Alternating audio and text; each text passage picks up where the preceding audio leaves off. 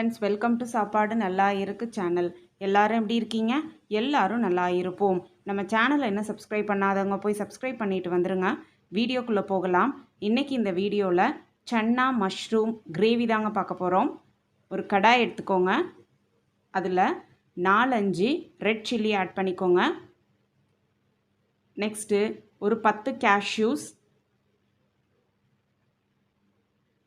Add பண்ணி நல்லா dry roast பண்ணிக்கோங்க. காரத்துக்கு நம்ம ரெட் சில்லி தான் யூஸ் பண்ணுறோம். நல்லா வறுத்து அரைக்கிறதால இதோட மசாலாவோட மனம் ரொம்பவே அருமையாக இருக்கும். அதை ஒரு மிக்சரில் ட்ரான்ஸ்ஃபர் பண்ணிக்கோங்க. அது கூடவே நம்ம பொடிப்பொடியாக கட் பண்ணி வச்சுருக்க தக்காளியையும் ஆட் பண்ணி நல்ல ஒரு ஃபைன் பேஸ்ட்டாக அரைச்சி எடுத்துகிட்டு வந்துடலாம். இப்போ கிரேவி செஞ்சிடலாம். ஒரு கடாய் எடுத்துக்கோங்க. அதில் 2 டேபிள் ஸ்பூன் ஆயில் விட்டு ஆயில் நல்லா சூடேறினதும் மசாலா ஐட்டம்ஸ் ஒன்று ஒன்றா ஆட் பண்ணிக்கலாம்.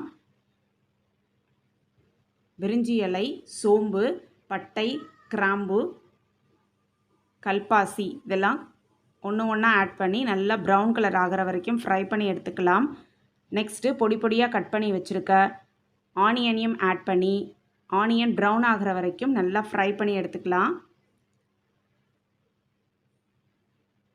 ஆனியனோட நிறம் மாறி நல்லா ப்ரௌன் கலரில் ஆன பிறகு தட்டி வச்சுருக்க இஞ்சி பூண்டு விழுதியும் ஆட் பண்ணி இஞ்சி பூண்டு விழுதோட வாசனை போகும் வரைக்கும் நல்லா ஃப்ரை பண்ணி எடுத்துக்கலாம். நெக்ஸ்ட்டு நம்ம கட் பண்ணி வச்சுருக்க மஷ்ரூம்ஸை இது கூட ஆட் பண்ணி ஃப்ரை பண்ணி எடுத்துக்க போகிறோம்.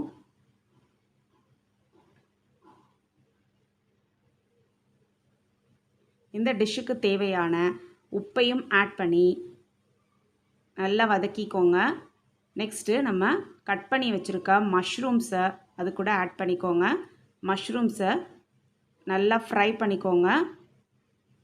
வாட்டர் ஆட் பண்ண வேணாம். மஷ்ரூம்ஸே கொஞ்சம் கொஞ்சமாக தண்ணி விட ஆரம்பிக்கும். அந்த தண்ணியிலையே நல்லா வேக வச்சுக்கலாம். நல்லா ஃப்ரை பண்ணிக்கோங்க.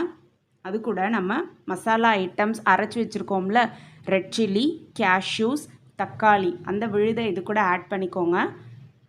ஒரு 10 நிமிஷம் நல்லா கொதிக்க வைக்கலாம். அது கூட 1/2 டீஸ்பூன் மஞ்சத்தூளும் 2 டேபிள் ஸ்பூன் கொத்தமல்லி தூளையும் ஆட் பண்ணி நல்லா வதக்கிக்கோங்க. அது கூடவே நம்ம வேக வச்சு எடுத்து வச்சுருக்க கருப்பு சன்னாவை அது கூட தண்ணியை வேஸ்ட் பண்ணிடாமல் தண்ணியோடையே ஆட் பண்ணிக்கோங்க. நெக்ஸ்ட்டு ஒரு 5 மினிட்ஸ் நல்லா கொதிக்க வைக்கலாம். இப்போ நம்ம கிரேவி நல்லா கொதிச்சுக்கிட்டு இருக்கு. ஃபைனலாக பொடி பொடியாக கட் பண்ணி வச்சுருக்க கொத்தமல்லி இலைகளை தூவி கார்னிஷ் பண்ணிங்கன்னா நம்மளோட சன்னா மஷ்ரூம் கிரேவி அருமையாக ரெடி ஆகிருக்கு.